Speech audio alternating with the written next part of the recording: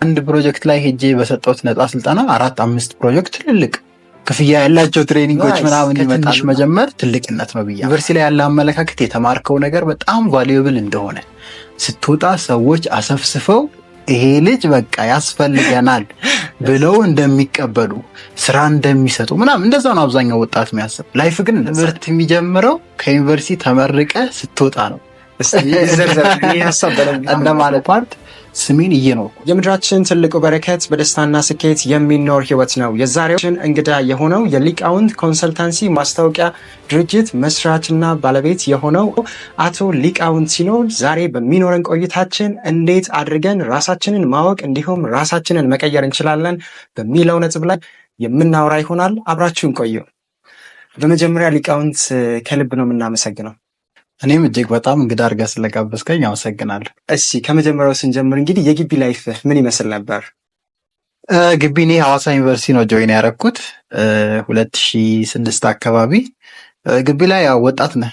ወጣትነት ላይ ደግሞ ብዙ ነገሮች ያታልሉሃል፣ ይሸውዱሃል። አንዳንዴ ያው ምርጥ ትሆናለህ፣ አሪፍ ትሆናለህ፣ ጥሩ ነገሮችን ትሰራለህ። አንዳንዴ ደግሞ ትሸወድና በጓደኛ ግፊት በተለያዩ ነገሮች መጥፎ ነገሮች ውስጥ ትገባለህ፣ ሱስ ውስጥ ትገባለህ። እንደዚህ አይነት በጣም ኔጌቲቭ ነገሮች ነበሩብኝ ሱስ ላይ። ስቲል ግን ራሴን ኮንትሮል ማድረግና ወደፊት የምፈልገውን አላማ መቅረጽ ምላቸውን ነገሮችም ውስጤ ያጸነስኩበት የጀመርኩባቸውን ጊዜ ነው ዩኒቨርሲቲ ላይ ያሳለፍኩት። ሐዋሳ ዩኒቨርሲቲ ነው እና ጆይን ያደረኩት። ሐዋሳ በጣም የመዝናኛ ከተማ ነች። እንዳለ ከአብዛኛው የኢትዮጵያ ሕዝብ ሰው ለመዝናናት ነው የሚመጣው። ብዙ መዝናኛዎች አሉ። ብቻ በዛም በዚህም ጥሩ ጊዜ ነበር ዩኒቨርሲቲ ላይ ያሳለፍኩት። በውጤት ደረጃም ጥሩ የሚባል ውጤት ነው ስኮር አድርጌ የጨረስኩት። ትሬኒንጎችን እንድትሰጥ አንዱ መነሻ የሆነ ዩኒቨርሲቲ ነበረ። ያ ኤክስፒሪየንስ ምን ይመስላል? ዩኒቨርሲቲ ላይ እንግዲህ አስታውሳለሁ አንድ ቀን 2007 ሁለተኛ ዓመት ተማሪ እያለሁ ነው አንድ አስተማሪ ያለኝ። አብዛኛው እኔ ሜካኒካል ምህንድስና ነው ያጠናሁትና ህንዳውያን ናቸው መምህራን ሐዋሳ ዩኒቨርሲቲ በእኛ ጊዜ። አሁን እንግዲህ አላቅም። ቪዲዮዎች ያሳየናል። ምን አይነት ቪዲዮዎች መሰለ? ስለ ህይወት የሚያወሩ ላይፍን እንድትረዱ ፈልጋለሁ፣ ላይፍን እንድትገነዘቡ ፈልጋለሁ ይልና ከእንስሳት ጋር የተገናኙ ሞቲቬሽናል ቪዲዮዎች፣ ኢንስፓየር የሚያደርጉ ቪዲዮዎች እና ብሬክ ስሩ ሞመንት የኔ ያ ሞመንት ነው። ዳይሬክትሊ ከአእምሮ ጋር ከፖቴንሻል ጋር ስለሆነ ሀሳቡን እሱ የሚያስቀመጠው ለካ የሰው ልጅ አእምሮን ካወቀ አእምሮን ከተገነዘበ በትክክል ማንነቱን ከተረዳ የሆነ የተሻለ ፐርሶናሊቲ ከውስጡ ማውጣት ይችላል የሚል ሀሳብ ነው የዛኔ የጸነስኩት። ሊቃውንት ኮንሰልተንሲ ሀሳቡ የተጠነሰሰው የሊቅነትም ሀሳብ የተጠነሰሰው የዛኔ ዩኒቨርሲቲ ሁለተኛ ዓመት ተማሪ እያለሁ ነው። ይሄ ኤክስፒሪየንስ ነበር ያንን እንድጠነስሰው አደረገ። ከዛ በኋላ በነበረ የዩኒቨርሲቲ ቆይታ ላይ የፈጠረው ለውጥ አለ? የዚህ የማይንድ ሴት ፐርሰናል ዴቨሎፕመንት የሚባሉትን ነገሮች መረዳቱ ያው ይታወቃል። ሪሰርቾችም ያሳያሉ። አብዛኛው ዓለማችን ላይ 95 ነው እንደው አሁን ላይ የሚባለው ፐርሰንት ሰው ወዴት እንደሚሄድ አያውቅም፣ በህይወቱ ምን እንደሚፈልግ አያውቅም፣ ወደዚህ ምድር ለምን እንደመጣ አያውቅም። እኔ እነዛ ፐርሰናል ዴቨሎፕመንት ምላቸው ነገሮችን ሳይ አትሊስት ስለ ህይወቴ እንዳስብ፣ ስለ ራሴ እንዳይ፣ የት ነው መጨረሻዬ፣ ምን ላይ ነው የምቆመው፣ ምን ለማሳካት ነው ወደዚህ ምድር የመጣሁት የሚሉ አይነት ጥያቄዎችን ወደ ውስጥ የማጫር ጀመረ። ከባህሪ አንጻርም ኔጌቲቭ ምላቸው ባህሪዎች ብዙ ነበሩብኝ። ከታይም አንጻር ዩኒቨርሲቲ ተማሪ ስትሆን ያው ጊዜህን ማጥፋት አለ፣ ጓደኞች ጋር መጠጥ አለ፣ ጭሳጭስም ይኖራል አንዳንዴ እና ከእንደዚህ አይነት ኔጌቲቭ ባህሪዎች ኢቭን ራሴን እየገደብኩ እየገታሁ እንዳስተካክል በጣም አግዞኛል እሱ። ናይስ፣ በጣም አሪፍ። እንግዲህ ዋናው ትልቁ ቻሌንጅ የሚገጥመን የአቻ ተጽዕኖ የሚባለው ወይም ደግሞ በዙሪያችን ያሉ ሰዎች የሚይዙት የህይወት መስመር ነው ማለት ነው። ዛሬ እንግዲህ የምናወራው ራስን ማወቅ ነው፣ ከዛ ደግሞ ራስን መሆን ነው። ሰው ይህንን የሚያዩ ወጣቶች ደግሞ ራሳቸውን እንዲሆኑ ወይም ከዚህ ተጽዕኖ ራሳቸውን እንዲገድቡ ምን ቢያደርጉ የተሻለ ነው ብለህ ታስባለህ? ራስን ማወቅ እንግዲህ በጣም ዲቴይል የሆነ ቶፒክ ነው። እኔ እንደ ኮት መጽሐፌ ላይ ሊቅነት ላይ አለና የጥበብ ሁሉ ሁለተኛ ራስን ማወቅ ነው ላል። የመጀመሪያው ያው ይታወቃል እና ላይክ ፐርሶናሊቲን ማወቅ፣ ፐርሶናሊቲን መረዳት፣ ማን እንደሆንክ፣ ምን እንደምትፈልግ፣ ምን መስራት እንዳለብህ በህይወት እነዚህን ነገሮች ወስኖ መንቀሳቀስ እጅግ በጣም አስፈላጊ ነው። ምክንያቱም ብናምንም ባናምንም አንዴ ነው ወደዚች ምድር የምንመጣው። አንዴ የተሰጠንን የተገደበን ህይወት ደግሞ እኛነታችንን ሳንረዳ ማለፍ ይደብራል። ለዛ ነው እንደ ካምፓኒም ከልጆች ጀምሮ ከታች ጀምሮ ምንሰራው። ምክንያቱም እንደ ሀገር ካየነው በጣም አሉታዊ የሆኑ አስተሳሰቦች አሉብን። በጣም አሉታዊ ከብሔር ጋር በጣም ያጋጩን፣ ሰላም የሚነሱን፣ መፍትሄ እንዳናመጣ ችግር ላይ እንድናተኩር የሚያደርጉ በጣም አሉታዊ አስተሳሰቦች አሉ። እንደዛ አይነት አሉታዊ አስተሳሰቦችን መቅረፍ የሚቻለው መጀመሪያ በትክክል አንድ ሰው ማንነቱን ማወቅ ሲችል ነው። ስለዚህ እኔ ማን ነኝ? ምን እችላለሁ? ምን አይነት ጠንካራ ጎኖች አሉኝ? እነዛን ጠንካራ ጎኖች አውጥቼ ለሌሎች ምን መስራት እችላለሁ? ምን ሀብት መፍጠር እችላለሁ? የተለያዩ ፖቴንሻሊ እንዴት መጠቀም እችላለሁ? እነዚህ ነገሮች ሁላ የሚገናኙት ራስን ከማወቅ ነው። ስለዚህ አብዛኛው ሰው ራሱን እየፈራ ከሆነ የሚኖረው፣ ከራሱ ጋር ጊዜ ከሌለው፣ ራሱን ለማወቅ ምንም አይነት ቦታ ማይሰጥ ከሆነ እነዚህ ትሩፋቶች ይቀራሉ ማለት ነው። ስለዚህ የሆነ ፍሬምድ የሆነ ቦክስ ውስጥ እንፈጠርና እናልፋለን። ስለዚህ ምኖራትን ህይወት ጣፋጭ ለማድረግ ራስን እንደማወቅ ጥበብ የለም ብዬ አምናለሁ። እንግዲህ አሁን ራስን ማወቅ ላይ ይህንን እያወራን ነው፣ እንቀጥለዋለን ይህንን ቶፒክ። እንግዲህ ኤክስፒሪየንስ ላይ ስንመለስ ደግሞ ዩኒቨርሲቲ ውስጥ በዛ ውስጥ ሄድክ፣ ራስን ከተለያዩ ነገሮች ያ ነገር ስለገባ ጠበቅከው። ከዛ በኋላ ዩኒቨርሲቲ ከተመረክ በኋላ የነበረ ቆይታ ምን ይመስላል? እኔ ከግቢ ስወጣ በጣም ይዤ የወጣሁት አንድ መርህ ነበር። ሮበርት ኪዮሳኪ የሚባል መምህር ታውቃለህ? አሜሪካዊ ጸሐፊም ነው እና ኤዱኬሽን ስታርትስ ዌን ዩ ሊቭ ስኩል ይላል። ወይም ዩኒቨርሲቲ ትምህርት የሚጀምረው ከዩኒቨርሲቲ ተመርቀ ስትወጣ ነው እንደማለት ነው። አሁን እኛ ሜንታሊ ትምህርት ብለን የምናስበው እቺ መጽሐፍ ይዘን ገብተን ጽፈን አስተማሪ አውርቶ ከዛ እኛ ኖት ይዘን ፈተና ላይ ቁጭ ብለን ታርሞ የሚመጣው ነው ትምህርት ይመስለን፣ ኤዱኬሽን ይመስለን። ኤዱኬሽን ግን ያ አይደለም እንደማለት ነው። ሪል ኤዱኬሽን ወይም እውነተኛ ትምህርት ህይወት የምታስተምር ነች። ህይወት የምትቀጠቅጥ፣ ህይወት ውጣ ውረዶችን የምታሳይህ አይነት ትምህርት ነው እውነተኛ ትምህርት ይላል እና እሱን አስተሳሰብ ይዤ ነው የወጣሁት እና አይቼዋለሁ። ከዩኒቨርሲቲ ግራጁዌት አድርገህ ስትወጣ ለምሳሌ እንደ ወጣት ዩኒቨርሲቲ ላይ ያለ አመለካከት የተማርከው ነገር በጣም ቫሉዌብል እንደሆነ ስትወጣ ሰዎች አሰፍስፈው ይሄ ልጅ በቃ ያስፈልገናል ብለው እንደሚቀበሉ፣ ስራ እንደሚሰጡ ምናምን እንደዛ ነው አብዛኛው ወጣት የሚያስብ። ላይፍ ግን እንደዛ አይደለም እና ያን ሜንታሊቲ ይዤ ስለወጣው ከዩኒቨርሲቲ በኋላ ብዙ ቻሌንጆች አጋጥሞኛል። ስፔሻሊ ስራ አጥነቱ ያው ይታወቃል እንደ ሀገር ያለ ነው፣ በሀገር የመጣ ነው። ግን ስቲል ስራ አጥነኝ ብዬ ቁጭ ያልኩባቸው ጊዜያት አልነበሩም። ፍሪ ሰርቪሶችን በመስጠት ነው የጀመርኩት። ከወርክሾፕ ነው የጀመርኩት። መጀመሪያ ላይ ኮንስትራክሽን ካምፓኒ ላይ መስራት ጀመርኩ። በጣም በጥንጤ ደግሞ ስራው በጣም አድካሚ ነው። ስፔሻሊ ከጉልበት ጋር የተያያዘ ስራዎች ነበሩ በሰዓቱ የምሰራቸው እና በጣም ብዙ ቻሌንጆች ነበሩ። ከዩኒቨርሲቲ በኋላ ያጋጠመኝ እኔ በጣም ዱብዳ ነው የሆነብኝ። በቃ ህይወት እንደዚህ ነች ወይ? እኔ እኮ እንደዚህ አልጠበቅኩም። እኔ በጣም የሚያምር ነገር፣ በጣም ቀላል፣ በጣም ስራ ተቀጥረህ ፏ ብለህ በቃ መስሪያ ቤት ገብተህ ሱፍን ለብሰህ ምናምን ዛስ ናት ላይፍ። ሪል ላይፍ ግን በጣም በህመም ውስጥ በጣም በፔን ውስጥ ብዙ ነገሮችን አስተምራኛለች። ግን ቻሌንጆች ቢኖሩም እየተወጣው ዛሬ ወደ አሪፍ በምለው ቦታ እየመጣው ይገኛል። አንተ ስራ ሳትንቅ እነዛ አይነት ስራዎች እየሰራህ ነው። በአሁኑ ወጣት ላይ ደግሞ ምን ይስተዋላል? በቃ የራሳችንን ቢዝነስ ነው የምንጀምረው፣ ትላልቅ ስራዎች ነው የምንሰራው፣ ከትንሽ አንጀምርም ምናምን የሚሉ ነገሮች አሉ ማለት ነው። ሰው የራስን ነገር መስራት በጣም ቤስት ነገር ነው። ከትንሽ መጀመር ግን ያለውን ዋጋ ብታስረዳናል። እስፔሻሊ በነገራችን ላይ እኔ የራስን ስራ ለመስራት መጀመሪያ ተቀጥሮ ሰው ቢሰራ አሪፍ ነው ብዬ አስባለሁ። ለምን? ቅጥር ውስጥ ያሉ ፔኖች አሉ፣ ህመሞች አሉ፣ ቅጥር ውስጥ ያሉ ማይመቹ ነገሮች አሉ። እነዛን ነገሮች ስታይ ነው የራስ ቢዝነስ የሚያምር። ወደ ራሴ ቢዝነስ ካልገባሁ የምትለው ለምሳሌ አለቃ ምንጭቅጭቅ ሲያደርግህና እንደ ተራ ሰው ምናምን ሲያይ እንዴ እሱ የራሱን ቢዝነስ ጀምሮ ነው እንደሚያደርገኝ አይደል? እኔ የራሴን ቢዝነስ ጀምሬ የተሻለ ሰው መሆን እችላለሁ ማለት ነው ወደሚል አይነት አስተሳሰብ ትመጣለህ። የግድ ስትሪክት ሆነ በሰዓት ግባ በሰዓት ውጣ የሚለው ነገር አለ ምናምን። ብዙ ነገሮች ኤምፕሎይ ሆነ ስትሰራ የምታገኛቸው መጥፎ ነገሮች ነው ወደዚህ ፑሽ የሚያደርጉ። ግን እዛ ጋር ህመሙን ካላየህ ተቀጥረህ እዛ ጋር ፔኑን ካልተረዳ ይሄኛውን መረዳት በጣም ከባድ ነው የሚሆነው። ምክንያቱም አንዳንዴ የራስ ስራ በጣም ቻሌንጂንግ ነው። ከዛኛው በላይ ብዙ ሰዓት ትሰራለህ። ከቅጥር ስራ በላይ በጣም ብዙ ሰዓት፣ ረጅም ሰዓት ልትሰራ ትችላለህ። ገቢዎች የሚባል ነገር አለ። ስቲል ግን አእምሯችን ውስጥ መኖር ያለበት ሀሳብ ወይም መስረጽ ያለበት ሀሳብ ከትንሽ መጀመር ትልቅነት ነው ብዬ አምናለሁ። ለምን ላይክ አብዛኞቻችን እንደ ኢትዮጵያዊ ወጣት ካየህ ከድሃ ቤተሰብ ነው የምንፈጠረው፣ ከድሃ ቤተሰብ ነው የምናደርገው። በጣም ጥቂቶች ናቸው ብለስድ ሆነው ከትልልቅ ፋሚሊ ሊወጡ የሚችሉ። ስለዚህ ከትንሽ ቤተሰብ ተፈጥረ ከድሃ ቤተሰብ ተፈጥረ አስበዋል። ትንሽ ስራን ደግሞ ስጠላ ምንም ነው የምትሆነው ማለት ነው። እና በጣም ይሄን አስተሳሰብ እንዲያሰርጹ ለወጣቶች ሪኮመንድ አደርጋለሁ። መቀጠር ራሱን የቻለ ጥቅም አለው። ራሱን የቻለ ዲሲፕሊን ያስተምረናል። ብዙ ጊዜ አሁን በቃ የራስ ስራ ሲኖርህ እኮ የጊዜና ገንዘብ ነፃነት አለ ይባላል። ግን ሪል እዛ ቦታ ላይ ያሉትን ሰዎች ስጠይቃቸው ለምን የጊዜ ነፃነት የለውም ነው የሚሉት። ሰው ይህን እንዴት ታየዋለህ? ቢዝነስ እንግዲህ ስቴጆች አሉት። ወደ 4 አካባቢ ስቴጆች አሉት። የመጀመሪያው የስራ ስቴጅ የሚባለው ያው መቀጠር ነው። ተቀጥሮ መስራት ነው። አንድ ድርጅት ውስጥ የሆነ ልምድ ይኖርሃል፣ የሆነ ሙያ ይኖርሃል።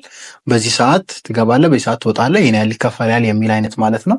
ሁለተኛው ሰልፍ ኢምፕሎይድ የምንለው ነው። አሁን ተቀጣሪ ስትሆን የጊዜ ነፃነት የምትለው ነገር የለም። ገንዘብን በጣም ኤክሴፕሽናል ካልሆንክ፣ በጣም ልዩ የሚያደርግህ እውቀት ከሌለ የገንዘብ ነፃነት የለም ተቀጣሪነት ላይ። ከዛ ቀጥሎ የምትመጣው ሰልፍ ኢምፕሎይድ ነው። ራስን መቅጠር፣ የራስን ቢዝነስ። ያም ማለት አንተ የምትገባበት፣ አንተ ማኔጅ የምታደርገው፣ አንተ የምትሰራው አይነት የራስን ቢዝነስ መስራት። እሱም የጊዜና የገንዘብ ነፃነት የለውም። ለምን? በጣም ሃርድ ወርክን ይጠይቃል። ሱቅን መክፈት አለብህ ግዴታ ገንዘብ ለማግኘት። ድርጅትን መክፈት አለብህ ግዴታ ገንዘብ ለማግኘት። ውጭ ከሆነ የምትሰራው ሄደ መስራት አለብህ። ለምሳሌ ፊኒሽንግ ስራ የምትሰራ ሰው ከሆንክ በቃ መሄድና መስራት አለብህ። ስለዚህ ካልሰራ ገንዘብ አታገኝም። ስለዚህ የገንዘብ ነፃነትና የጊዜ ነፃነት አይኖርም። ሶስተኛው የቢዝነስ ስቴጅ ላይ ግን ቢዝነስ ኦነር የምትሆንበት ስቴጅ ላይ ስትመጣ አንተ ትኖራለህ እንደ ማኔጀር፣ ከዛ 10 ሰራተኞች ይኖራል። ስለዚህ አንተ ማኔጅመንቱን ሆልድ አድርገው ወይም ማኔጅመንት ላይ ጋይድ የምታደርጋቸውን ነገሮች ነው የምትሰራው። አብዛኛውን ስራ ሌሎች ልጆች ይሰራሉ፣ የቀጠርካቸው ሰዎች ይሰራሉ። ለእነሱ ታይምና የገንዘብ ፍሪደም አይኖርም፣ አንተ ግን ይኖርሃል። ሶስተኛው ስቴጅ ላይ ስትመጣ፣ አራተኛው ስቴጅ ላይ ስትመጣ ኢንቨስተር ነው ሞሮፍ የምትሆነው። የሰራኸው ቢዝነስ በጣም ብዙ ገንዘብ ያስገኝላል። ስለዚህ አንድ ሚሊዮን ብር ካለ ባንክ ላይ ኢንቨስት ታደርገዋለህ፣ ብሩ ይሰራል፣ አንተ እንደፈለግ ትዞራለህ፣ ትጫወታለህ። እዛ ጋር ስትመጣ ነው ትክክለኛውን የታይምና የገንዘብ ፍሪደም የምታገኘው። ግን ተዘሎ አይወጣም። አሁን ሰዎች መረዳት ያለባቸው ይሄን ከኢምፕሎይ ዘሎ ኢንቨስተር አይኮንም። ፕሮሰስ ነው፣ ሂደት ነው። ቢዝነስ ሚኒማም ከ3 እስከ 5 ዓመት ይፈልጋል ራሱን ችሎ ለመቆም። ያንም በጣም ጠንካራ፣ በጣም ጽኑ ሆነ፣ በጣም ተስፋ ማይቆርጥ ሽያጭ ክህሎት አሪፍ ሆኖ፣ ኮሚኒኬሽን አሪፍ ሆኖ ከሆነ ነው ሜክአውት አድርገ ሰክሲድ አድርገ ታይም ፍሪደም እና የገንዘብ ፍሪደም ላይ የምትደርሰው። ስለዚህ ስቴጇን ተመልካቾች ባይረሷት፣ ከቅጥር ተነስተው ራሳቸውን ቀጥረው ደን ቢዝነስ አድርገው ሌሎችን ቀጥረው ደን በቢዝነሱ ከሚመጣው ደግሞ ፋይናንሻሊ ገንዘብ ብቻ ኢንቨስት በማድረግ የገንዘብና የጊዜ ነፃነት ላይ እንደዛ ነው የሚደረስ። ከዛ በመቀጠል እንግዲህ የምናነሳው ምንድን ነው፣ ቅድም የተቀጠርክበት ቦታ አለ፣ እየሰራህ ነው። ከዛ ደግሞ ወደ ሊቃውንት ኮንሰልታንሲ ሽፍት አደረግ። ያ ፕሮሰስ ምን ይመስላል? ምን ቻሌንጆች አጋጠሙ? እንዴት አለፍካቸው? በጣም የሚገርምህ እኔ ልጅ እያለሁ እናቴ አስተማሪ ነች እና አስተማሪ መሆን ፈልግ ነበር። በጣም አስተማሪ መሆን ፈልጋለሁ እና ግን ለአስተማሪ ወይ መምህር ለመሆን ያለው ቦታ የእኛን ማህበረሰብ ታውቋል፣ በጣም ትንሽ በጣም እንዲሁም የሆነ ጊዜ አስታውሳለሁ እኔ 9ኛ ክፍል ምናምን እያለሁ ውጤት 12ኛ ክፍል ላይ ከፍተኛ ውጤት የሚያመጣ የሚገባበት ፊልድ አለው የራሱ፣ መካከለኛ የሚያመጣው የሆነ ፊልድ ይገባል። ዝቅተኛ ውጤት የሚያመጡ ሰዎችን መምህርነት ምናምን ሲመድቡ ሪያሊቲ ነው ዜማ እና በጣም ገረመኝ። እንዴ እንደዚህማ አልሆንም ብዬ ሽፍት ማድረግ ጀመርኩ። ግን ቢያንስ መምህርነቱን በሌላ መልኩ እንደማደርገው አውቅ ነበር። ግን ዩኒቨርሲቲ ላይ ሴት ካረኳቸው ጎሎች መካከል በህይወቴ 2 ነገሮችን ያስቀመጥኩት። የመጀመሪያው ሊቃውንት ኮንሰልተንሲ ነው። ሁለተኛው ሊቃውንት ኮንሰልተንሲ ነው። የመጀመሪያው ማሪታይም ኢንጂነር መሆን ነው ወይም መርከበኛ መሆን። ዋው! እና መርከበኛ ለመሆን ነበር ቤዚካሊ ሜካኒካል ምህንድስና ነው የሚያጠናሁት ለረጅም ጊዜ እና ካጠና በኋላ ከማሪታይም ኢንጂነር ለመሆን ፈተና አለው እዚህ አዲስ አበባ እና ትመጣለህ፣ ትፈተናለህ። ፈተናው በጣም እንደማልፍ እርግጠኛ ሰቃይ ተማሪ ነኝ። እንግዲህ በጣም በቃ በህይወቴ ትምህርት ላይ ኤዱኬሽን ላይ በጣም ጎበዝ ነኝ፣ ስማርት የሚባል ልጅ ነኝ። ፈተናውን ምናምን የምወድቅ ምናምን አልመሰለኝም። ሲሪየስሊ ተፈተንኩ ምናምን፣ አጋጣሚ ወደቅኩ የማሪታይም ኢንጂነሪንግን ፈተናና that was the life changing moment። የመጀመሪያው በህይወቴ ወደ ሊቃውንት ኮንሰልተንሲ፣ ሁለተኛ ጎሌ ነው ብያለሁ ሊቃውንት። የመጀመሪያው ማሪታይም ነው። ማሪታይምን የመረጥኩት ለምንድን ነው? ገንዘብ አለው፣ ብዙ ገንዘብ ሰራበታለሁ፣ በዶላር ነው የሚከፈልኝ። ያን ገንዘብ አኩሚሌት አድርጌ ይሄኛውን ድሪም ለመኖር ሁለተኛውን ለማምጣት ማለት ነው። ሁለተኛው ላይ ለማምጣት ነው ፕላን ያደረኩት፣ በት አልተሳካም ነበር። ስለዚህ ማሪታይሙ ሲቀር ወደ ኤዱኬሽናል ወደ ሁለተኛው ጎል የመጣው ሊቃውንት ኮንሰልተንሲ ማለት ነው። ከዛ ወደ ማስተማር የሄድኩት የዛኔ ነው። ከሜካኒካል ምህንድስና ከኢንጂነሪንግ ከተገናኙ ልምዶች ስራዎች ትቼ መምህር ሆንኩ ዘልዬ ማለት ነው። ከዛ አይ ሴት ቱ ማይ ሰከንድ ጎል ወደ ሁለተኛው ጎሌ፣ ሁለተኛው ዓላማዬ ኖረዋለሁ በሚል ማለት ነው። ዘን ትምህርት ቤት አስተማሪ ሆኜ የተቀጠርኩ ወደ 2 ዓመት አካባቢ ሰራው። ትሬኒንጎችን መስጠት ጀመርኩ ኮሌጆች ላይ ወረዳዎች ላይ፣ ክፍለ ከተማዎች ላይ፣ ተቋማት ላይ የሄድኩ ፍሪሊ ስልጠናዎችን ከማይንድሴት ጋር የተገናኙ ከፐርሰናል ግሮዝ ጋር የተገናኙ ስልጠናዎችን መስጠት ጀመርኩ። ዳስ ደ ጆርኒ። ነፃ ስልጠናዎችን በየወረዳው በተለያዩ ቦታዎች ላይ እየሰጠን የጀመርከው ማለት ነው። እና በአሁኑ ሰዓት ደግሞ ሰዎች እንዲያምኑብንም ለማድረግ ራሳችንን ቴስት ማስደረግ አለብን። የኛ ፕሮዳክት፣ የኛ ሰርቪስ፣ የኛ ቫልዩ ምን ያህል እንደሆነ ማለት ነው። ለዚህ ቮለንቲር ማድረግ ወይም በነፃ ማገልገል ምን አይነት ጥቅም ሰጥተዋል? አንተ ስታርተር ስትሆን ወይም ጀማሪ ስትሆን አንድ ቢዝነስ ላይ ትልቁ ቻሌንጅ ሰዎች አያውቁም። ብዙ ሰዎች ማያውቁ ከሆነ ደግሞ ቢዝነስን ማሳደግ ከባድ ነው። ስለዚህ በተቻለ አጋጣሚ ሰዎች እንዲያውቁ ማድረግ አለብን። ሰዎች እንዲያውቁ ለማድረግ ደግሞ ዘለ ሄደ ክፈሉኝ እንደዚህ ላስተምራችሁ ምናምን ማለት አችል። ኢኒሻሊ መጀመሪያ እኔ ጋር እንዲህ አይነት ፕሮዳክት አለ፣ እንዲህ አይነት ሰርቪስ አለ እዩት እስኪ በሚል ነው የምትጀምረው እና ላይክ ፍሪሊ ሰርቪስ መስጠቴ እኔ በጣም ብዙ ሰዎችን እንዳገኝ እንድተዋወቅ፣ ኮኔክሽኖች፣ ኔትወርኮች እንድፈጥር በጣም አግዞኛል። ከዛ በላይ በጣም የሚገርም አንድ ፕሮጀክት ላይ ሄጄ በሰጠሁት ነፃ ስልጠና 4-5 ፕሮጀክት ትልልቅ ክፍያ ያላቸው ትሬኒንጎች ምናምን ይመጣሉና እንዴ ይሄማ ከሆነ የኛ ድርጅትም ያስፈልገዋል፣ ይሄማ ከሆነ የኛ ካምፓኒም ያስፈልገዋል ወደሚል አይነት ውሳኔ እንዲመጡ ያደርጋቸዋልና ፍሪሊ ሰርቭ ማድረግ ግዴታችን ነው ብዬ አምናለሁ። ግዴታ ሳይሆን ዩኒቨርስም የሚሰራበት መንገድ ነው። ላይክ ዘ ሎው ኦፍ ኮዝ ኤንድ ኢፌክት አንዱ የሚያነሳው እሱ ነው። የሆነ ኮዝ መስጠት አለብህ። የሆነ ጥሩ ኢፌክትን ጥሩ ዘርን ለማጨድ መዝራት አለብህ። በቃ ስትዘራ ግን ጀማሪ ከሆንክ ሞስት ኦፍ ዘ ታይም ፍሪሊ ሰርቭ በማድረግ ፍሪሊ በማገልገል ዘንድ ቫሊሁን እያሳየ አቅምህን እያሳየ ችሎታህን እያሳየ ስትመጣ ሰዎች የሚያምኑብህ ስቴጅ ላይ ትመጣለህ። እዚህ ጋር ለመምጣት ግን በጣም ጠንካራ መሆን፣ በጣም ጽኑ መሆን፣ ላይክ ኔቨር ጊቪንግ አፕ፣ ሁሌ መጣር፣ በጣም ጠንክሮ ወጥሮ መስራት፣ ብቻ ብዙ ዲሲፕሊኖች አሉ፣ ብዙ መደረግ ያለባቸው አክሽኖች አሉ። ግን ፍሪሊ ሰርቭ ማድረግ አይ ቲንክ ዩኒቨርስም የሚሰጠን አንዱ ኃላፊነት ነው ብዬ አምናለሁ። መልካም። እንደው እዚሁ ፖይንት ላይ እያለ በተለያዩ ትምህርት ቤቶች ላይ ለተማሪዎች ስልጠና ትሰጣላችሁ። ያ ጆርኒ እንዴት ተጀመረ? ምን አይነት ቦታዎች ላሰለጥናችሁ? ተማሪዎችስ ምን ይላሉ ስለዚህ ሀሳብ? ያው እኔ እንዳልኩ የዋናው የሊቃውንት ኮንሰልተንሲ ዓላማ በ2063 ሊቅ የምትባል ኢትዮጵያን መስራት ነው። ሊቅ የምትባለው ኢትዮጵያ 3 መስፈርቶች አሏት። የመጀመሪያው ማይንድሴት እና ፖቴንሻል ነው። የሰው ልጅ ተፈጥሮ የሰጠውን አምላክ የሰጠውን ትክክለኛ ፖቴንሻል፣ ትክክለኛ አቅም ማወቅ መረዳት አለበት። እንዴት ይወቅ፣ እንዴት ይረዳ እናስተምራለን። ኤዱኬሽን አለን። ከዛ ቀጥሎ ያን አቅም ያን ችሎታ ካወቀ በኋላ በሁለተኛ ደረጃ ያን አቅም ለሚሊዮኖች ማድረስ አለበት። ሚኒማም 1 ሚሊዮን ሰው ብለን እናስቀምጣለን እኛ። 1 ሚሊዮን ለሚሆኑ ሰዎች መትረፍ አለበት። ስሩ ኢንፎርሜሽን ሊሆን ይችላል፣ ስሩ ኤኒ ቴክኒክ። 1 ሚሊዮን ለሚሆኑ ሰዎች ከተረፈ በኋላ ያ ሰው ሊቅ የሚባል ማዕረግ ይሰጠዋል። በእኛ አስተምሮት አሉት የተጻፉ ነገሮች እና የሚያሟላቸው ነገሮች። ሊቅ የሚባል ደረጃ ላይ ሲደርስ መሪ ይሆናል ማለት ነው። ያ እሱ ውስጥ ያለው አቅም ለሚሊዮኖች ደርሶ 3ኛ ደረጃ ላይ ደግሞ ቢዝነስ መሆን አለበት፣ ኢንተርፕረነር መሆን አለበት፣ ገንዘብ ማምጣት አለበት። ስለዚህ አንድ ሰው ፖቴንሻሉን ሲያውቅ በስትክክል ለሚሊዮኖች ሲተርፍና ያን ነገር ቢዝነስ አድርጎ ገንዘብ ማግኘት ሀብታም መሆን ሲችል የህይወቱ ሊቅ ይሆናል። የሌላ ነገር አይደለም፣ የራሱ ህይወት ሊቅ ይሆናል። የሊቅነት ትምህርት ዋና ዓላማው ይሄ ነው። ስለዚህ ይሄን የምናደርገው ከየት ብንጀምር we have to start with the kids በሚል ነው የተነሳው። እኔም ትምህርት ቤት ላይ ልጆች ላይ ስለሆነ ማስተምሮ የነበረው ልጆች ላይ ማስተማር የጀመርነው በዛ አጋጣሚ ነው። ደን በሚገርም ሁኔታ ኢምፕሩቭመንቶች ማየት ጀመርን፣ ለውጦች ማየት ጀመርን፣ ግሬዳቸው ከፍ ሲል ማየት ጀመርን። ሊቃውንት በጣም ትምህርት ቤት ውስጥ በጣም በብዙ መልኩ ወላጆች እየመጡ እስከ ርዕሰ መምህር ድረስ ማነው ሊቃውንት ልጄ እንደዚህ ያስተማረው በጣም አመሰግናለሁ ምናምን እያሉ መምጣት ጀመሩ። እነዛን ፍሬዎች ሳይ ነው እኔም ወደ ሌሎች ትምህርት ቤቶች መሄድ፣ ወደ ሌሎች ወረዳዎች ወጣቶች ጋር መድረስ ምናምን የጀመረው። አሁንም ዊሊንግሊ ፍሪ ሰርቪሶችን እንሰጣለን፣ እናስተምራለን። ሶሻል ሚዲያ ላይ የምንለቃቸው ነገሮች ፍሪ ናቸው። ዚስ ዴይስ ኤቭሪቲንግ ሞኔታይዝድ በሆነበት ጊዜ እኛ ፍሪሊ ሰርቭ ማድረግን አላቆምንም። ስለዚህ እንደዚህ አይነት ፍሬዎች ሲመጡ ፕሮጀክቶች ላይ መስራት ጀመርን። በጣም ከክፍለ ሀገር ረጃጅም ፕሮጀክቶች የወሰድኩ ስልጠናዎችን ይሰጥ ነበር። እየተደወለልኝ በቃ ሰዎች በጣም ግሬትፉል ሆነው የደረጃ ተማሪ የሆኑ በትምህርታቸው ተስፋ ቆርጦ ያቆሙ ሰዎች ብየዳ ምናምን ትንንሽ ሙያዎችን እየተማሩ ስራዎች ሲጀምሩና በቃ ታያለህ ነገሮችን እና እንደዚህ አይነት ነገሮችን ፊድባኮችን ስናይ ነው ሞር አጠንክረን ሊቅነትን አሁን ላይ በኦንላይንም በአካልም እየሰጠን ያለ ነው ስልጠና ማለት ነው። እንግዲህ አሁን ሊቃውንት ኮንሰልታንሲ በዚህ መልኩ እየሄደ ነበር። ከዛ በኋላ ደግሞ ሌሎች ቢዝነሶች ጀምራችኋል። እነሱ ምን ይመስላሉ? እንደ ካምፓኒም ስንነሳ ሊቃውንት ኢንቨስትመንት ግሩፕ የተለያዩ ፕላኖች አሉት። ከአግሪካልቸር ጀምሮ ከማሽነሪ ከቴክኖሎጂ ብዙ ፕላኖች አሉን ያስቀመጥናቸውና ለዛ ነው ብሮደን እያደረግን የመጣ ነው። አሁን ላይ የህትመትና ማስታወቂያ ስራዎች እንሰራለን። በተጨማሪ ደግሞ ፕሮዳክሽን ስራዎችን እየሰራን ነው። ዲጂታል ማርኬቲንግ ላይ እየተንቀሳቀስን ነው።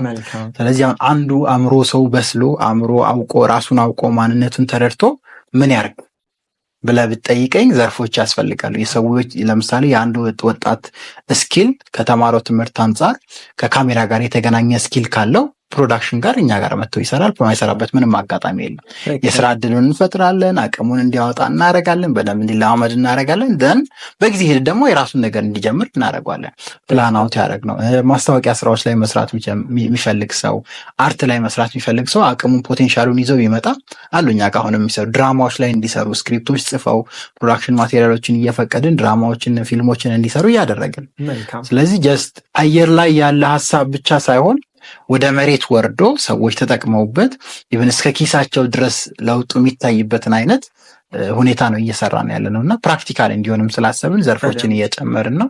ወደፊትም እንጨምራለን እያየን። መልካም።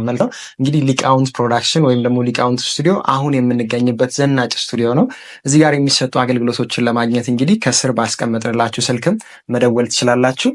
እንግዲህ አሁን ወደ እንትኑ ደግሞ እንመለስ፣ ወደ ፖይንቱ ማለት ነው። ራስን ማወቅ ብለን ነበር አይደለ? አንተ ራስህን ያኔ ማወቅህ በዚህ ደረጃ ይህን ሁሉ ጆርኒዎች እንድትጓዝ ለትውልዶች እንድተርፍ የተለያዩ ቦታዎች ላይ ስልጠና እንድሰጥ አብቅተዋል። እንዲሁም ቢዝነሶች እንድትከፍትና ወጣቶችም ደግሞ እንዲቀየሩበት እንዲቻል ማለት ነው። ዛሬ ላይ ራሴን ለማወቅ ቆርጬ ተነስቻለሁ፣ ከምን ልጀምር፣ ምን ላጥና ለሚሉ ወጣቶች ምን ታስተላልፍላቸዋለን? ማን ነኝ? የመጀመሪያው ጥያቄ። እሺ ህዋማይ ዳስ ቤስት ኩዌሽን። ራስን ማወቅን የምትጀምርበት ፖይንት የምር እኔ ማን ነኝ ብለህ ሌሊት ጠዋት 11 ሰዓት ላይ ተነስተህ እስከ 11 ሰዓት ተኩል ራስን መጠየቅ፣ ደን ወደ አእምሮ የሚመጡን ሀሳቦች እስክሪብቶ ላይ መጻፍ። ዳስ ቤስት ሶሉሽን ቱ ኖ ሁ ዩ አር። በቃ ላይክ ለአንድ ቀን አይደለም የምታደርገው፣ ምናልባት ወራት፣ ምናልባት 6 ወር፣ 1 ዓመትም ሊፈጅብህ ይችላል። ግን አእምሮህ ራሱ ይነግርሃል የተሰራበትን መንገድ፣ ለምን እንደመጣ ወደዚህ ምድር፣ ምን ማወቅ እንዳለብህ ከራስ ይነግርሃል። ስለዚህ ሌሊት ተነስተ 11 ሰዓት ላይ ይህን የሚያይ ማንኛውም ሰው ሌሊት 11 ሰዓት ላይ አላርም ሞልታችሁ ተነሱ። ጸጥ ያለ ነው፣ ብዙ ጊዜ ያው ሰው አይኖርም። ስለዚህ እዛች ሞመንት ላይ ቁጭ ብለው ማን ነኝ ብለው ራሳቸውን ይጠይቁ። ሁለተኛው እኔ ብላንክ እችላለሁ፣ ምን ልዩ አቅም አለ፣ ምን ልዩ ተስጧለኝ እዚህ ምድር ላይ ስመጣ ነው ዝም ብዬ እንደ እንስሳት መጥቼ ልመለስ ነው። you need to have something የሆነ ስፔሲፊክ የሆነ የምትችለው ሌሎችን የምታገለግልበት ለሌሎች የምትተርፍበት አቅም። ስለዚህ እኔ በጣም ስዕል እችላለሁ፣ ስዕል ላይ ጎበዝ ነኝ። ይኸው ስዕሎቼ። እኔ ዲጂታል ማርኬቲንግ ላይ ስሰራ በጣም ራሴን ፖቴንሻሌን አይቼዋለሁ፣ ጎበዝ ነኝ። እኔ ሕክምና በጣም ወዳለሁ። ሰዎችን ሳክም አይደለም ሳክም ስመክር ራሱ ጓደኞች ይታረቃሉ። you have something በቃ የሆነ ስፔሻል ነገር። ስለዚህ የምችላቸውን ነገር ዛሬም ነገም ከነጎዲያም። ሶስተኛ ላይ ምን አይነት እምነቶች አሉኝ፣ በምን አይነት ነገሮች ኢንጆይ ያደርጋለሁ፣ ህይወትን ኢንጆይ እንዲያደርግ ማያግዘኝ ምንድን ነው። ብቻ ስለ ራሳቸው ኢንዲቴል መጻፍ፣ እነሱን ነገሮች ማንበብ፣ እነሱ ነገሮች ማነብነብ። የትኛው ነው ትክክል፣ በየትኛው ቢሄድ ነው ሞር ውጤታማ መሆነው፣ የትኛው ነው እስከ መጨረሻው የምፈልግበት ቦታ በህይወት የሚደርሰኝ። እዛ ውስጥ ራሳቸውን በጥልቀት እያዩት እያወቁት ይመጣል። ምናልባት ኮንፊዥኖች ደግሞ ካሉ እንደ ሊቃውንት አይነት ሰዎች ጋር ይምጡ። የሚያስተምሩ ሰዎች አሉ። አይናቁ። ሁሉን ነገር አናውቅም። ያርናት ሁሉን ነገር ለማወቅ የተሰራን ፍጥሮች አይደለንም፣ ሊሚትድ ነን። ስለዚህ የሚያውቁ ሰዎችን መጠየቅ፣ ቪዲዮዎችን ማየት፣ የመሳሰሉ ነገሮችን በማወቅ በጣም ወደ ራስ መጠጋት፣ ወደ ውስጣችን መጠጋትና ከዛ ውስጥ የተሻለን አቅም የተሻለን ችሎታ መስራት ይችላል። ከራሳችን ጋር የምናደርገው ንግግር በጣም አስፈላጊ ነው። ልክ የሆነውን ልክ ነን ስንል ለመቀጠል፣ ልክ ያልሆነውን ደግሞ አይደለንም ስንል ለማሻሻል ወይም ወደ ልክነት ለማምጣት ይጠቅመናል። ከዛ በመቀጠል እንግዲህ ማህበራዊ ሚዲያ ላይ ደግሞ ቪዲዮዎችን ማየት፣ ሜንቶሮችን መፈለግ ብለናል። ማህበራዊ ሚዲያ ላይ ቀና ሀሳቦችን ከሚያስተላልፉ ሚዲያዎች መካከል እንግዲህ የእናንተ ሚዲያ አንዱ ነው። በጣም ብዙ ትውልድን የሚገሉ ትውልድን የሚያጠፉ ሀሳቦችን የሚያሰራጩ ሰዎች አሉ። በብዙ ገዳዮች መካከል ደግሞ አዳኝ የሆኑ ሚዲያዎች አሉ ማለት ነው። ወደ ማህበራዊ ሚዲያ የመጣችሁበት ጉዞ ምን ይመስል ነበር? እንደውም ደግሞ ቪዲዮቻችሁ በጣም አሪፍ ናቸው፣ እነሱን አይቼ ተለወጥኩኝ ያላችሁ ሰው ብዙ ሊኖር ይችላል። ከእነሱ መካከል ነው የምጠቅስልን። ናይስ። ማህበራዊ ሚዲያ እንግዲህ አሁን ላይ ላለው ወጣት አጭሩ መንገድ እሱ ነው። ስፔሻሊ ቢዝነስን መጀመር እንበለው፣ ስኪላችንንም ዲቨሎፕ ማድረግ፣ እውቀትን መማር ብንል መጀመሪያ ያለብን የመጀመሪያ ቦታ ማህበራዊ ሚዲያ ነው። ማህበራዊ ሚዲያን ግን መጀመሪያ መረዳት ያስፈልጋል። መጠየቅ ያስፈልጋል። በሁለት በኩል የተሳለ ቢላ አለ አይደል? እንደዛ አይነት ነገር ነው ማህበራዊ ሚዲያ። ስለዚህ ለዛ ደግሞ የሚጠቅም ቅድም እንዳልኩ ራስን በጥልቀት ማወቅ ነው። ስለዚህ እኔም ሲጀምር ለምሳሌ ሊቃውንት ኮንሰልተንሲ ድርጅቱ ሳይኖር በፊት ፌስቡክ አካውንት ከፍቼ ነው የጀመርኩት። የቲክቶክ አካውንት፣ የዩቲዩብ አካውንት ላይ ሀሳቦችን በማሰራጨት በነገራችን ላይ ከዛ ነው የተጀመረው። ደንስ ማውቃቸውን ስለ ማይንድሴት ያነበብኳቸውን የተማርኳቸውን ኤክስፒሪየንስ ያደረኳቸውን ነገሮች እንደ ሶሉሽን እየጻፍኩ ስመጣ ነው እኔው ራሴ ሳላቅ ሰዎች ትምህርት አለህ ወይ፣ ስልጠና አለህ ወይ፣ የት ነው አንተን ማገኘው ምናምን የሚሉ ጥያቄዎች የመጡትና አሁን ላለው ወጣት አጭሩ መንገድ ሾርትካት ማህበራዊ ሚዲያን ዋይዝሊ መጠቀም። ያም ማለት ግን ቀላል ነው ማለት ደግሞ አይደለም። ኢዝ ቬሪ ሃርድ። እኔ ሶሻል ሚዲያ ላይ በደንብ ስለምሰራ አውቃለሁ። ከኤዲቲንጉ፣ ከዲጂታል ማርኬቲንጉ፣ ከቀረጻ፣ ከማቴሪያሉ አንጻር በጣም ከባድ ታፍ የሆነው ነገር አለው። ግን ስቲል ፐርሰናሊቲን ካዳበርክ፣ ማንነትህ ከፍ ካለ፣ ማይንድሴትህ ጥሩ ከሆነ፣ በትክክል ከተቀረጸ እነዛን አልፈ ማህበራዊ ሚዲያ በመጠቀም ኢንፍሉዌንስ መፍጠር፣ ተጽዕኖ መፍጠር ይቻላል ከኔጌቲቭ ይልቅ ፖዚቲቭሊ። እና እነዛን ነገሮች ሳደርግ ነው በጣም ብዙ ሰዎች ወደ ቢሮ መምጣት ጀመሩ። ቢሮ ላይ ካሉ ሰዎች ነው በጣም ብዙ ቴስቲሞኒዎችን መውሰድ የምንችለው።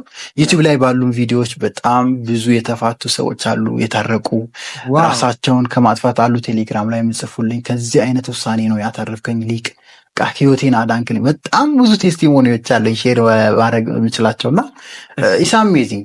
በዚህ መልኩ ራሱ ማህበራዊ ሚዲያን ተጠቅመ በጣም ተጽዕኖ መፍጠር ትልቅ ነገር ነው ለእኔ። እንግዲህ ያው ስሜም ሊቃውንት ስለሆነ ትንሽ አለው ኢፌክት አለው፣ የሆነ ሪስፖንሲቢሊቲ ይሰጥሃል። ባይዘው ስማችን በጣም ከማይንድ ሴታችን ጋር ምናምን ሳይኮሎጂ ጋር ይገናኛል እና በዛ ወይ ማህበራዊ ሚዲያ ላይ አሁንም ሼር አደርጋለሁ። በጣም ብዙ ፎሎወሮች አሉኝ። ከዛ ነው ስፔሻሊ ክላይንቶች ኢቭን የሚመጡት፣ ደንበኞችን የምናገኘው ከዛ ነው። እየሰራንበት ነው። በጣም ጥሩ ነው ማህበራዊ ሚዲያ አጠቃቀማችን ብዬ አስባለሁ። ማህበራዊ ሚዲያ ላይ የሚሸጠው አቴንሽን ብቻ አይደለም፣ ትረስት ነው፣ ታማኝነት ማለት ነው። ዝም ብሎ በየቀኑ የሚደንሰውን ሰውዬ የሆነ ቦታ ያለ ሰው ሊያምነው አይችልም። አንተ ግን እዚህ ጋር የሚጠቅም ሀሳብ አስተላለፍክ፣ ሀሳቡን ሰዎች ተገበሩት፣ የተፋቱ ሰዎች ተታረቁበት፣ የተጣሉ ሰዎች ወደ አንድነታቸው ተመለሱ፣ ቫሊዩ ገባቸው ማለት ነው። ከዛ በኋላ አንተን አምነውህ ቢሮህ ድረስ መጡ ማለት ነው። እንደዛ አይነት ነገር አለ። ምናልባት በዚህ አጋጣሚ ይሄን የሚያዩ ሰዎች እስቲ ፖዚቲቭ የሚሰሩ ሰዎችን እናበረታታ። ላይክ ነው ሼር ነው ብቻ የሚደረገውን እያደረግን ወደፊት ብናመጣ። ሚዲያዎች ላይ በጣም ያስጠሉ ነገሮች እያየን ነው። ያንም ነው አሁን ፋይት እያደረግን ያለ ነው እንደ ካምፓኒ እና የካምፓኒያችንን ቤተሰብ ሆነው በዚህ አጋጣሚ ፋይት እንዲያደርጉ ኔጌቲቪቲን ጠይቃለሁ። በዚህ ደረጃ በአጭር ሰዓት ውስጥ ብዙ ነገሮችን የነካ ነው። ቻናሉ ላይ ገብታችሁ ብታዩት ደግሞ እኔ በጣም የተጠቀምኩባቸው የተማርኩባቸው ብዙ ቪዲዮዎች አሉ። ቻናሉን ዲስክሪፕሽን ላይ እናስቀምጥላችኋለን። ገብታችሁ ሰብስክራይብ ማድረግ፣ ቪዲዮዎቹን ማየት መማር ትችላላችሁ። ስለ ስምህ ልጠይቅ ፈለግኩኝ። ሊቃውንት ያሉት ቤተሰቦች ምን ታይቷቸው ነው ወይም በምን ምክንያት ነው? ላይክ በቤተሰብ ካወቅ አባቶቻችን የሆነ የሚያውቋቸው ነገሮች ፊልም ያደረጓቸው ነገሮች አሉ። የሆነን ሰው አይተው እንደዚህ ይሄ ልጅ ሳሟን ምናምን የሚሉት ነገር አለ እና ከጽንስ ጀምሮ ስወለድ ካለው ስቶሪ ጀምሮ እንደዛ አይነት ነገሮች እንዳሉ፣ ህልሞች እንደሚታይ፣ ትልልቅ ቦታ ትልልቅ ሰው ክሬት እንደምታደርጊ ምናምን እንደዚህ አይነት ነገሮች እንዳለ ታምናለች እና በዛ ውስጥ ነው ስም ተፈልጎ በጣም ብዙ ስም ከተሰጠኝ በኋላ ነው ተብሎ ሊቃውንት የተባለው። ሊቃውንት አንድ ብቻ አይደለም ብዙ ሊቆች ማለት ነው እና ያን ኢፌክት እንዲፈጥር አድርጋ ስሜን ስለሰየመችው እኔም በጣም ላመሰግናት ወዳለሁ። እና ብዙ ከራሴ መማር የምፈልጋቸው ማሳደግ የምፈልጋቸው ማስተካከል የምፈልጋቸው ነገሮች አሉ። ግን በጣም የምወደው ፓርት ስሜን እየኖርኩት ነው።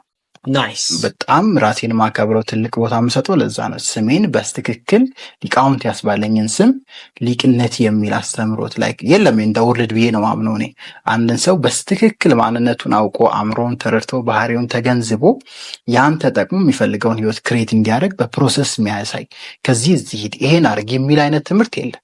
ኬሚስትሪ፣ ፊዚክስ ትማራላችሁ፣ ምናልባት ሳይንቲስት ምናምን ልትሆኑ ይችላል። ግን ስለ ራሳችሁ የሚያስተምራችሁ ትምህርት ዓለም ላይ በጣም ጥቂት ነው።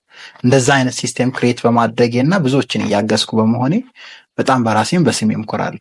እዚህ ጋር ስሜን እየኖርኩት ነው ላልከን ማለት ነው ለተመልካቾች ደግሞ የተወሰነ ሀሳብ ብናነሳ ብዬ አሰብኩ። አንዳንዴ አሁን ለምሳሌ ስሟ ሰላም ይሆንና ከዛ ግን በቃ ቤት ውስጥ እንደሷ ሰላም የሚነሳ ስሙ ንጉሱ ይሆንና ከዛ ግን በቃ የሚያደርጋቸው አክቶች በንጉስ ሌብል አይደለም፣ በኖርማል ሰው ሌብል ራሱ የማይመጥኑ ነገሮች ይሆናሉ። ሰው ስማችን እንድንኖረው እስቲ ወጣቶች ምን ትመክረናለህ? እንግዲህ ወደ ወላጅ ነው የሚሄደው ይሄ ሞር ስም ስታወጡ ተጠንቀቁ የሚል ሀሳብ ያስነሳል። ከዚ ኢፌክት ይኖረዋል ሳይኮሎጂካሊ። ስለዚህ በተቻለ አቅም ፖዚቲቭሊ ኢምፓክት ማድረግ ምንችል፣ ለምሳሌ እንዳልከው ሰላም፣ ፍቅር የሆንን ሰዎች ስማችን እንደዚያ የሆነ ሰዎች ብንኖረው ሲሰጠንም እታች ልጅ ሆነን እኮ እንድንኖረው ነው። ለምሳሌ ልጄን አሁን የኔ ልጅ ሊቅነት ነው ስሙ። which is imagine አሁን ከእኔ ቀጥሎ ሆኖ ሊቅነት ምን አይነት ኢምፓክት እንደሚኖረው ራሱ ላይ እና ሊቅነት ሊቃውንት እና የሆነ ነገር ክሬት እንዲያደርግ ሌጀንድ እንዲሆን የሚገፋፋው አይነት ስም ነው ማስቀምጠው እኔ እና ወላጆች ቢጠነቀቁ ሞር እላለሁ። ወጣቶች ግን እንደው ስማቸው ፖዚቲቭ ካልሆነ እንደው ባህሪያቸው ፖዚቲቭ ይሁን፣ ስማቸው እንኳን ባይቀይሩ ግን ባህሪያቸው ፖዚቲቭ ቢሆን፣ ፖዚቲቭ ባህሪ ያላቸው ሰዎች ግን በመኖር ትራንስፎርም በማድረግ ኢነርጂያችንን ትራንስሌት ወደ ሌሎች በማድረግ ብንኖረው በጣም ብዙ ነገሮች ይስተካከላሉ ብዬ አስባለሁ። አስበዋል። ሰላም የተባሉ ሴቶች በቃ ሰላምን የሚናገሩ ሰላምን የሚሰብኩ ቢሆኑ፣ ፍቅር የሚባሉ ሴቶች ፍቅርን የሚሰብኩ ፍቅሩን የሚያሳዩ ቢሆኑ፣ የተለያዩ ስሞች እና በዛ ወይ ስማችንን ብንኖር አሪፍ ነገር እናገኛለን ብዬ አስባለሁ። ቤተሰባዊ ህይወት ምን ይመስላል አሁን ላይ? ስለ ልጅ ስለጠቀስክልም ቤተሰባዊ ህይወቴ ያው ከ4 ዓመት በፊት ነው ወደ ትዳር ውስጥ የገባሁት። ልጅ በልጅነት በጊዜ ልጅም ወልጃለሁ። አንድ ልጅ አለኝ፣ 3 ዓመቱ እየሞላው ነው አሁን ላይ። ሊቅነት ይባላል። በጣም ወዳት አጋር ያለች ጀሚላ ትባላለች። ብዙ ቪዲዮዎች ላይ ብዙ ነገሮች ላይ ታዩታላችሁ ከኔ ጋር። በዛ ወይ ነው ያለው ትዳር መስርቼ በትዳር ውስጥ አምኜ እየኖርኩ ነው። የትዳር ህይወቴን ይመስላል ባጭሩ። መልካም። እንግዲህ እዚህ ውስጥ ትዳር ላይ ሆነን ደግሞ ማለት ነው ከሁሉም ስኬታማ ወንድ ጀርባ አንዲት ጠንካራ ሴት ይወለች ይባላል። ሰው የባለቤት ሚና በአንተ ስኬት ላይ ምን ይመስላል? ብረት ማትሰበር ብረት።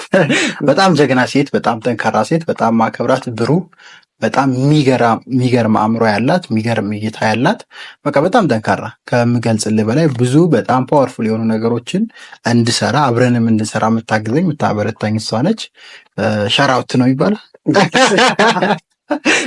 በጣም ክብር አለኝ። በጣም ትልቅ ቦታ አለኝ። ጀሚዬ በጣም ጠንካራ ሴት አለች። ስቲል አሁንም የምንፈልገው ቦታ ላይ በህይወት አይደለንም ብለን ነው የምናምነው። ብዙ ይቀረናል ብለን ነው የምናምነው።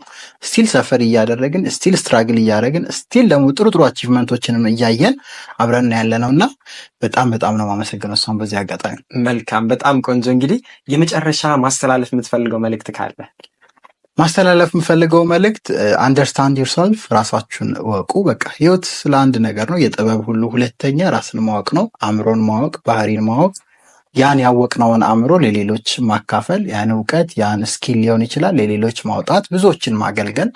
በዛ ውስጥ ለእኛ የሚሆነን ፋይናንሻልም ሊሆን ይችላል፣ ሀብት መገንባት፣ ቢዝነስ መገንባት። እነዚህን 3ቱን ስቴፖች አልፈው ሁሉም ሰው የህይወታቸው ሊቅ ቢሆኑ ብዬ ሪኮመንድ አደርጋለሁ። እኔ ትምህርቱን ነው የምሰጠው፣ ሚዲያዎቼ ላይ ማስተላልፋለሁ። የ50 ዓመት ራዕይ ነው ያስቀመጥኩት። 2063 ሊቋ ኢትዮጵያ ነው የሚለው። ያችን ሀገር እንድንሰራ ያችን ሀገር እንድንገነባ ለእኔ ስትሉ ሳይሆን ለራሳችሁ ስትሉ ራሳችሁን ወቁ፣ የህይወታችሁ ሊቅ ሁኑ የሚል መልእክት ነው ማስተላልፈው። ቴንኪዩ አንተም ስለጋበዝከኝ በዚህ አጋጣሚ። ቴንኪዩ። እኔም በጣም ከልብ ነው ማመሰግነው። እንግዲህ በክብር ተቀብላችሁ ስላስተናገዳችሁን፣ ያለህን እውቀት ያለህን መርዳት የህይወት ልምድህን ሳሰስት ላትካፈልከን ከልብ አመሰግናለሁኝ። በ2063 ታላቋ ሊቋ ኢትዮጵያ ተገንብታ ኢትዮጵያ ውስጥ የተወለዱ ሰዎች በሙሉ በኩራት ኢትዮጵያዊ ነኝ ብለው የሚናገሩባት፣ ሁሉም በዓለም ዙሪያ የሚገኙ ሰዎች እንደ ምሳሌ ከፊት አስቀምጠው የሚጠቅሱላት የነበረ የቀድሞ ዘመን ታሪኳን ሀያልነቷን አሁን ላይም ያገኘችዋ ሊቋ ኢትዮጵያ የምትፈጠርበት ጊዜ እንደሚሆን እናምናለን፣ እንሰራለን። ወጣቶችም አብረውን ይሰራሉ። ሊቋን ኢትዮጵያ እንገነባለን። ቴንኪው፣ በጣም እናመሰግናለን። ቴንኪው ሶ ማች። ከልብ ነው ማመሰግናለን።